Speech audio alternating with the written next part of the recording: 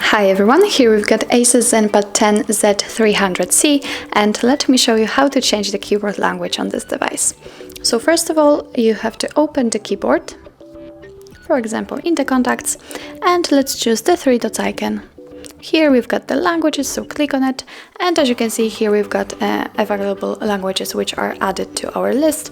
It's emoji, English and Russian. Let's click on the language settings.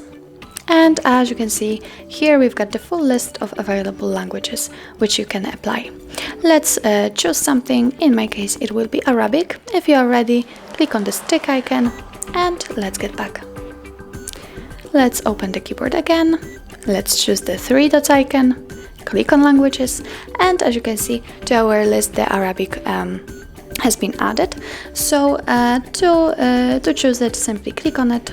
And as you can see, the keyboard simply changed.